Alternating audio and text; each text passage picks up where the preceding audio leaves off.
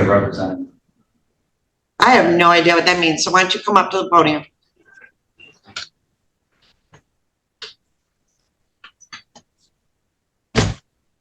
I tried to. Nope. Yeah, stand in front of the thing. So what is your name? Brian Joseph Musgrove. Okay. Are you an attorney? What's your P number? I'm not an attorney. So then you can't represent Brian Musgrove. So you are a defendant, correct? I'm an executor on that estate. Okay. So none of that is valid or legal. So you have an attorney? He's not doing nothing for me. Okay. That wasn't my question. Do you have an attorney? Yes or no? I have, yeah, he was supposed to represent me, but. So you have Michael Dagger Margosian. Okay, so he's your attorney. Okay, so go have a seat. When Mr. Dagger Margosian gets here, I'll call your case, okay?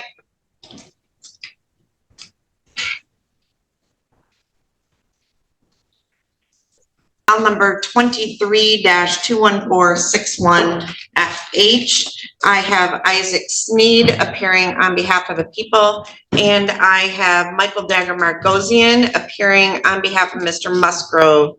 Mr. Dagger Margosian might, oh, there he is. So, Mr. Dagger Margosian, this is a date and time set for pre-trial in this matter. Mr. Musgrove said that he was appearing on his own behalf. I did verify he is not an attorney, and you are still the attorney of record. So, Mr. Dagger Margosian, how do you wish to proceed?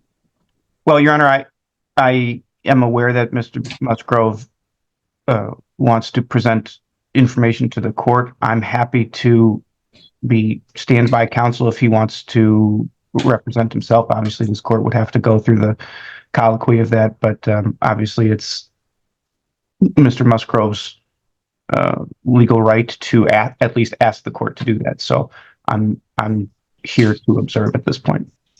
All right. So, Mr. Musgrove, when you were at the bench or up at the podium before, you said that you were appearing on behalf of yourself. So, Mr. Musgrove, are you asking to no longer have counsel represent you?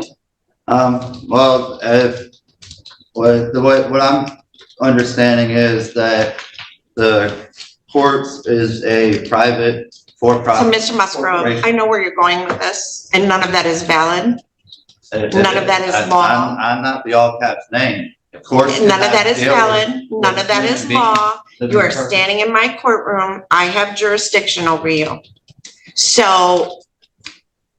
I tried to file paperwork with the clerk's office ahead of time so that you would have time to review it, and they denied me. I know what you're talking about. None of that is valid under the law of the state of Michigan or the Constitution of the United States of America. What do you mean it is? No. The Supreme Court says it is. What does it say it is? The Supreme Court says that if we were at the age of 18, we were supposed to claim our minor status. Nope, not valid. Okay. So here's what I would say to you. Mr. Dagger Margosian is, like most of our public defenders, exceptional attorneys and very well versed in the law and very experienced. He gives legal advice. You may not like the legal advice, but it's usually good advice. I've never had anyone from the public defender's office not wholeheartedly try to represent their clients.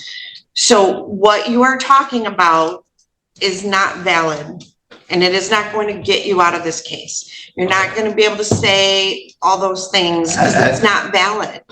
Everyone involved in this court case has a financial interest in the case. I don't have a financial interest in your case. I get paid by the state of Michigan, whether you plead, whether it gets dismissed. I don't make any money off you.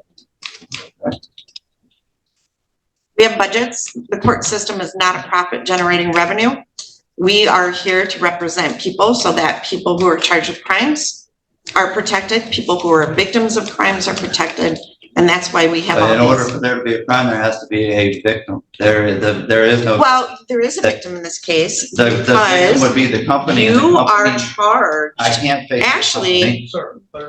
Just hold on. So your crime that you are charged with, which you are innocent as of this time. Let me grab the right file. Is failure. Oh, this is let me see. This is an embezzlement charge. So you are charged in count one with embezzlement 50,000 or more, but less than 100,000. That being an agent, servant, or employee of Hardwoods of Michigan Industries did convert to your own use without the consent of your employer or principal, industrial tools and equipment in the amount of $68,938.40 or money or equipment. And that's a 15-year felony. So if you are found guilty by a jury, you can go to prison for up to 15 years. You're charged in count two with using a computer to commit a crime.